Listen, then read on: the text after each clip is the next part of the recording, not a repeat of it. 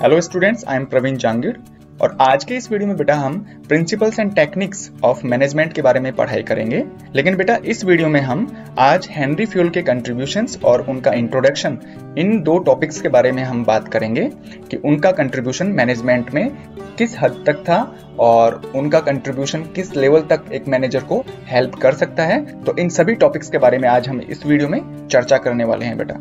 तो बेटा Henry fuel का इंट्रोडक्शन कुछ इस तरह से है। इनको मैंने 7 पॉइंट्स में डिवाइड कर रखा है और इनको पॉइंट वाइज हम देखेंगे कि हेनरी फ्यूल कौन था, उनका जन्म कब हुआ, उनको किन किन नामों से पुकारा जाता है और उन्होंने कौन सी बुक लिखी थी, उन्होंने अपने करियर में क्या किया। ये सब चीजें बेटा आज हम इस वीडियो में देखने वाले हैं।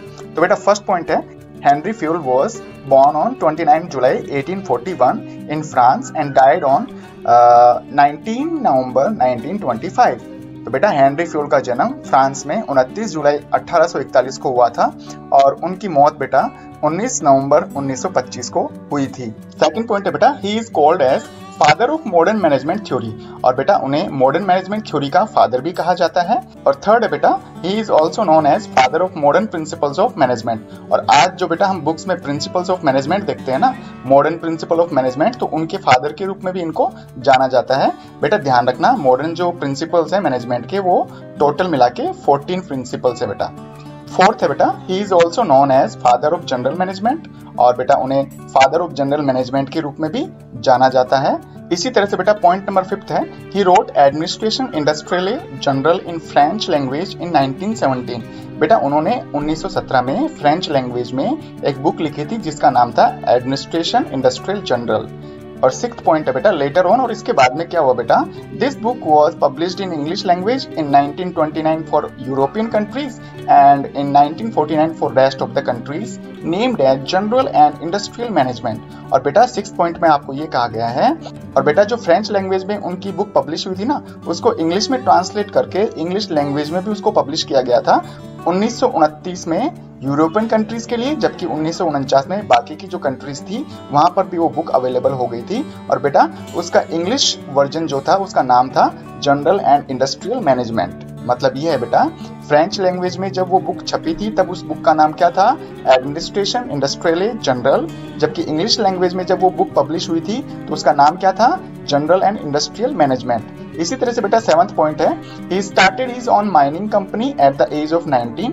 और बेटा जब वो 19 साल के थे तो उन्होंने खुद की माइनिंग कंपनी स्टार्ट की थी, उन्होंने एक बिजनेस शुरू किया था माइनिंग कंपनी के रूप में, and work there as managing director from 1888 to 1918।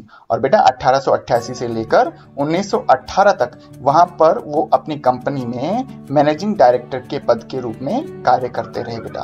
तो बेटा इस तरह से ये कुछ उनका इंट्रोडक्शन था। और अब बात करते हैं हेनरी फ्यूल के कंट्रीब्यूशन के बारे में। तो बेटा हमने हेनरी फ्यूल के कंट्रीब्यूशन को 4 पार्ट में डिवाइड कर रखा है। फर्स्ट है बेटा इंडस्ट्रियल एक्टिविटीज क्लासिफिकेशन, इंडस्ट्री में जो भी एक्टिविटीज होती है उन एक्टिविटीज को उन्होंने क्लासिफाई किया था, कितने भागों में बांटा था। सेकंड है बेटा मैनेजरियल क्वालिटीज, उन्होंने एक मैनेजर में क्या क्या क्वालिटीज होनी चाहिए इनके बारे में भी उन्होंने बताया था। थर्ड है बेटा एलिमेंट्स ऑफ मैनेजमेंट, मतलब जब भी एक मैनेजर मैनेजमेंट की बात करता है या अपने ऑर्गेनाइजेशन में मैनेजमेंट को अप्लाई करता है तो उन्हें कौन कौन से एलिमेंट्स का ध्यान रखना होगा। और फोर्थ है बेटा प्रिंसिपल्स ऑफ मैनेजमेंट, और मैनेजमेंट के लिए हेनरी फ्यूल ने प्रिंसिपल्स कुछ बनाए थे, तो वो कितने प्रिंसिपल्स थे उन सब के बारे में भी हम आज इस वीडियो में देखने वाले हैं बेटा। तो बेटा सबसे पहले हम बात कर लेते हैं इंडस्ट्रियल एक्टिविटीज क्लासिफिकेशन के बारे में। तो बेटा इसमें देखने पर पता चलता है हमें कि Henry fuel divided all industrial activities into 6 parts. बेटा हेनरी फ्यूल ने क्या किया, जितनी भी इंडस्ट्रियल एक्टिविटीज होती है, इंडस्ट्री में जितने भी काम होते हैं, तो उन सभी कामों को उन्होंने 6 भागों में बांट दिया बेटा। फर्स्ट है टेक्निकल एक्टिविटीज, जो कि बेटा प्रोडक्शन से रिलेटेड जितने भी फंक्शंस होते हैं, जितने भी काम होते हैं उनसे रिलेटेड होगी। सेकंड है कमर्शियल एक्टिविटीज, जिसका संबंध बाइंग और सेलिंग, मतलब कमोडिटीज या गुड्स जो भी है खरीदना और बेचना, इनसे संबंध होगा। फाइनेंशियल एक्टिविटी, जिसमें कि फंड अरेंजमेंट के बारे में बात कही जाएंगी। फोर्थ है बेटा सिक्योरिटी एक्टिविटीज, फैक्ट्री में जितनी भी एसेट्स होती हैं उनके प्रोटेक्शन को लेकर जितनी भी एक्टिविटीज की जाएंगी उनको सिक्योरिटी एक्टिविटीज में डाला गया। इसी तरह से फिफ्थ है बेटा अकाउंटिंग एक्टिविटीज, अकाउंटिंग एक्टिविटीज में वो सारी एक्टिविटीज इंक्लूड होंगी जो कि स्टॉक के एवल्यूएशन से रिलेटेड होंगी, मतलब जो भी अपने पास में स्टॉक बचा रहता है उसका वैल्यू क्या होगा, एंड मेकिंग बैलेंस शीट, और साथ साथ में बैलेंस शीट बनाने से संबंधित जितने भी काम हैं वो अकाउंटिंग एक्टिविटीज में इंक्लूड किए जाएंगे।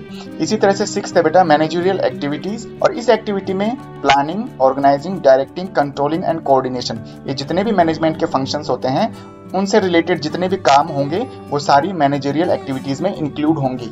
और बेटा अब अगर हम मैनेजरियल क्वालिटीज के बारे में बात करें तो बेटा हेनरी फ्यूल ने एक मैनेजर के लिए 6 क्वालिटीज का होना बताया था कि भाई जब भी कोई व्यक्ति एक मैनेजर बनता है तो उसमें कम से कम ये 6 क्वालिटीज तो होनी चाहिए। तो वो 6 क्वालिटीज कौन कौन सी है बेटा, चलो अब हम उनके बारे में 1 बाय 1 करके देखते हैं। तो पहली क्वालिटी है बेटा फिजिकल। फिजिकल से यहाँ मतलब था हेनरी फ्यूल के अनुसार कि बेटा जब भी एक मैनेजर बनता है कोई व्यक्ति तो उसकी हेल्थ साउंड होनी चाहिए, मतलब वो शारीरिक रूप से हृष्ट पुष्ट होना चाहिए और उसका नेचर अच्छा होना चाहिए। इंटेलेक्चुअल क्वालिटी में क्या आता है बेटा, ability of taking right decisions, कि एक मैनेजर में राइट डिसीजन लेने की एबिलिटी यानी योग्यता होनी चाहिए। थर्ड क्वालिटी है बेटा मोरलिस्टिक। मोरलिस्टिक का मतलब होता है बेटा कि एक मैनेजर हमेशा रेस्पॉन्सिबिलिटीज को लेने के लिए तैयार रहना चाहिए। और फोर्थ है बेटा नॉलेज वाली क्वालिटी, जिसमें हेनरी फ्यूल ने यह बताया था कि बेटा यदि एक मैनेजर कोई भी काम कर रहा है तो उस काम से संबंधित उसको अच्छा नॉलेज होना चाहिए, आधा अधूरा नॉलेज बिल्कुल भी नहीं होना चाहिए। और इसी तरह से यदि हम 5th क्वालिटी की बात करें तो बेटा वो है टेक्निकल। तो टेक्निकल का मतलब बेटा यहाँ पे है कि एक्चुअल में जो भी वो काम कर रहा है ना तो उस काम से संबंधित जितनी भी सब एक्टिविटीज होंगी, यानी कि सीधी सी बात है बेटा उस काम की टेक्निकल चीजें भी उसे पता होनी चाहिए। इसी तरह से 6th क्वालिटी की बात करें तो वो है बेटा एक्सपीरियंस। तो एक्सपीरियंस का मतलब क्या है कि यदि वो मैनेजिंग करने का काम कर रहा है ना तो बेटा उसे पहले से ही मैनेजमेंट का एक अच्छा खासा एक्सपीरियंस होना चाहिए और उसके अंदर स्किल्स इस तरह से होनी चाहिए कि वो अपने ऑर्गेनाइजेशन को लंबी दूरी तक ले जाए। और अब बेटा हम बात करें कि हेनरी फ्यूल का जो थर्ड कंट्रीब्यूशन था ना वो था बेटा एलिमेंट्स ऑफ मैनेजमेंट के रूप में। तो बेटा हेनरी फ्यूल ने ये बताया था कि जब भी कोई मैनेजर मैनेजमेंट का काम कर रहा है तो बेटा उसे 5 एलिमेंट्स का ध्यान रखना होगा जो कि डायरेक्टली मैनेजमेंट वर्क से रिलेटेड हैं। और इन 5 एलिमेंट्स को बेटा आजकल हम 5 फंक्शंस ऑफ मैनेजमेंट के रूप में जानते हैं बेटा। और आपको जैसा कि पता है ही कि मैनेजमेंट के 5 फंक्शंस होते हैं। तो बेटा यहाँ पर मैनेजमेंट के जो 5 फंक्शंस थे वो भी बेटा किसने बताए थे, हेनरी फ्यूल ने बताए थे। और वो कुछ इस तरह से हैं, planning, organizing, directing, controlling and coordination बेटा। और साथ ही साथ में Fayol regarded planning as primary function of management. साथ ही साथ में बेटा हेनरी फ्यूल ने यह भी बताया था कि जो प्लानिंग है ना वो बेटा सभी जो मैनेजमेंट के फंक्शन है उनका प्राइमरी फंक्शन है। मतलब सबसे पहले किसी भी मैनेजर को प्लानिंग करना आना चाहिए और जो सबसे पहला काम करेगा मैनेजर वो होगा बेटा planning, as it provides base for other functions. क्योंकि बेटा यदि बिना प्लानिंग के आप कोई भी काम करते हो तो वहां पर ऑर्गेनाइजिंग, डायरेक्टिंग, कंट्रोलिंग, कोऑर्डिनेशन सब बेकार है। जब तक आप किसी भी काम की शुरुआत प्लानिंग से नहीं करोगे तो आगे आने वाले काम प्रॉपर तरीके से नहीं होंगे बेटा। All the functions are interrelated. और उन्होंने ये भी बात कही थी बेटा कि मैनेजमेंट के जो 5 फंक्शंस है ना वो एक इंटरकनेक्टेड फंक्शन है, इंटर रिलेटेड है। मतलब कोई भी फंक्शन एक फंक्शन के बिना बिल्कुल अधूरा हो सकता है बेटा।